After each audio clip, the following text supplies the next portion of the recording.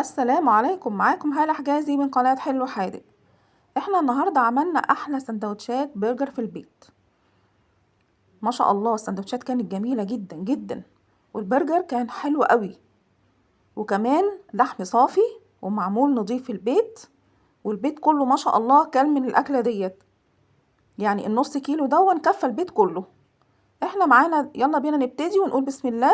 احنا معانا دلوقتي نص كيلو لحمة مفرومة، ومعانا التوابل دي اللي بنجيبها جاهزة، بتاعة ماجي او فاين فودز بتاعة البرجر، ومعانا معلقتين نشا، ومعانا شوية ملح صغيرين، ما تزوديش الملح، ومعانا قطعة ليا كده خارجة كده من الفريزر، ومعايا معلقة صغيرة بيكنج باودر.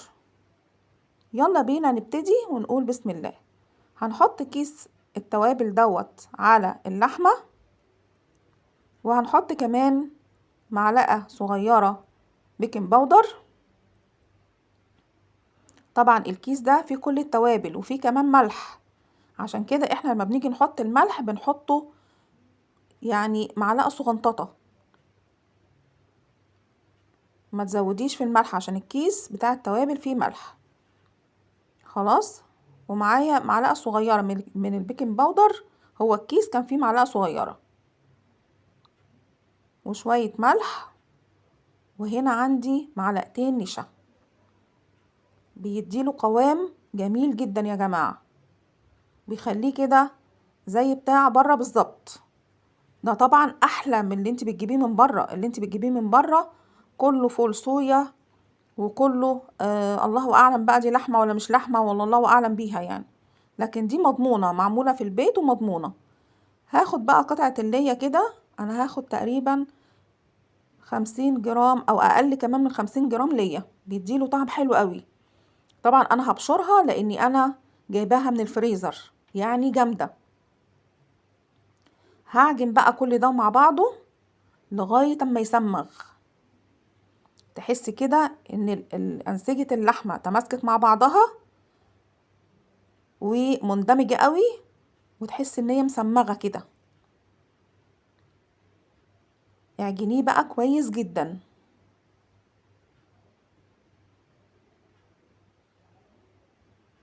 خلاص بصوا حضراتكم، وهريحه كده قد 10 دقايق. وهجيب الاكياس بتاعة التلاجة كده، وهقطعها على قد الاسطمبة اللي انا هعمل عليها.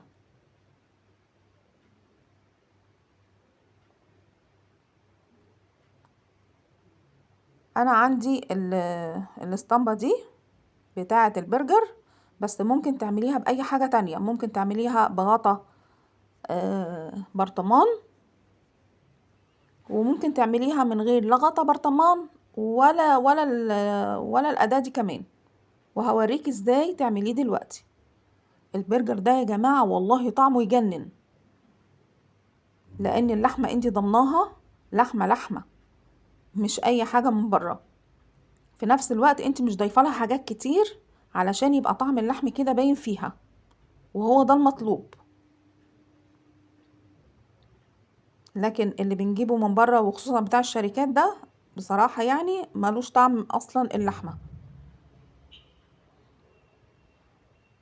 وبتقدمي لولادك وجبة اولا موفرة، ثانيا نظيفة جدا، وكل المكونات انت جايباها وعارفة انت جايباها منين، وهو ده المطلوب.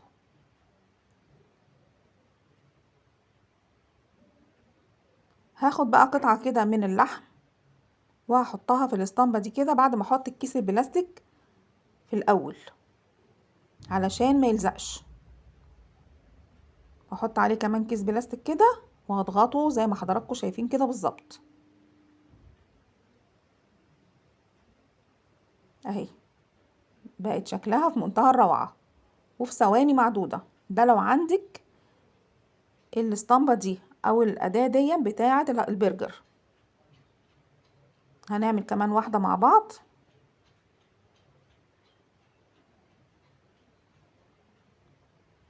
بنحط الكيس البلاستيك في الاول، وبنحط عليه كيس بلاستيك كمان، وبنضغط كده.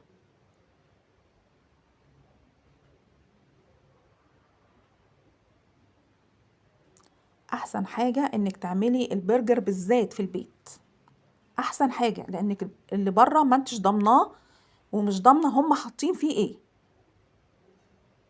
طبعا كلنا بيهمنا صحة ولادنا ودي اهم حاجة.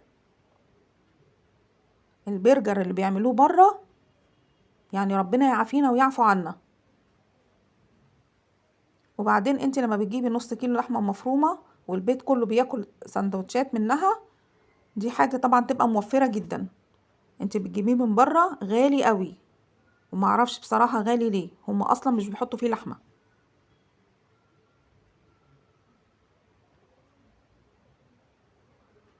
وبألف هنا وشفا مقدما، واعملي لولادك وفرحيهم احلى سندوتشات في البيت.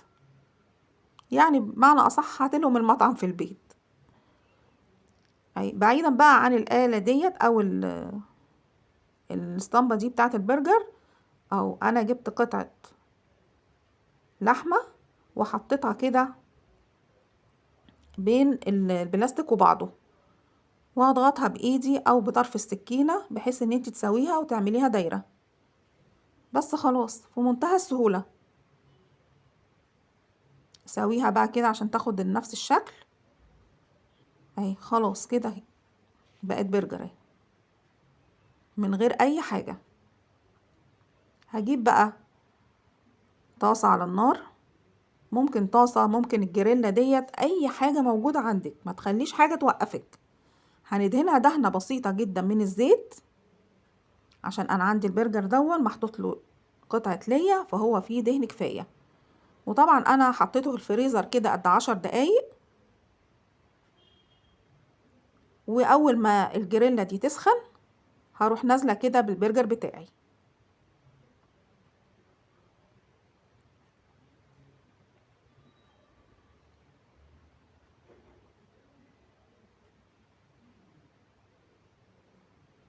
وهتقلبي بقى على الوجهين لغاية اما ياخد لون اللحمة يتغير، واضغطي بقى كده علشان يبقى مستوي من جوه ومن بره.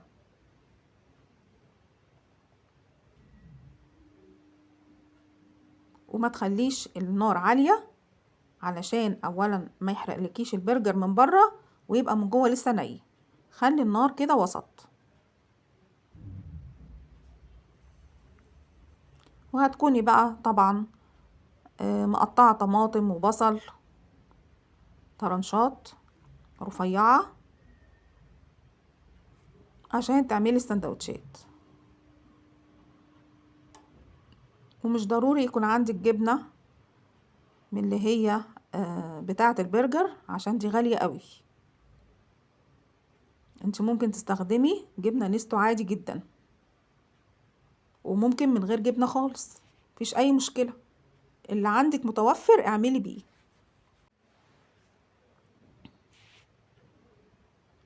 اضغطي بقى كده كويس علشان يستوي من بره ومن جوه. وهو طبعا بيبقى رقيق ما بيبقاش تخين، فعشان كده هيستوي كده على الجريلا من فوق.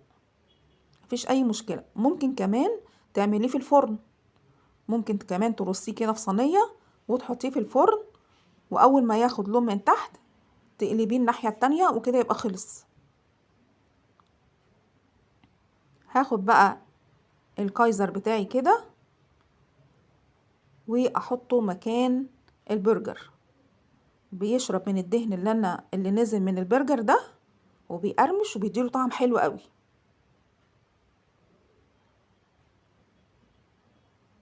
هنحط بقى كده البصل والطماطم.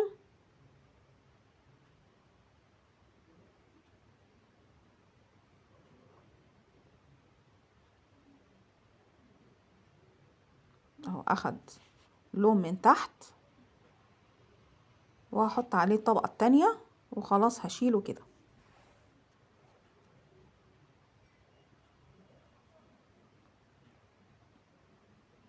الحركة دي يا جماعة بتديله طعم حلو قوي، وكمان بيبقى محتفظ لسه بسخونيته.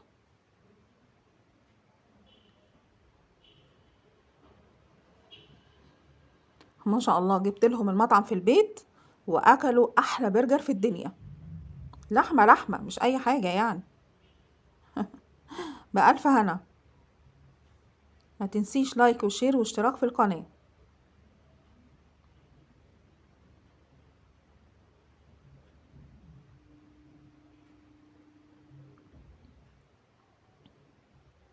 وممكن كمان تقلبيه على الوجهين كده. بصوا من تحت اخد لون جميل جدا، وشارب بقى من الدهن اللي نزل من اللحمة، وكان رائع.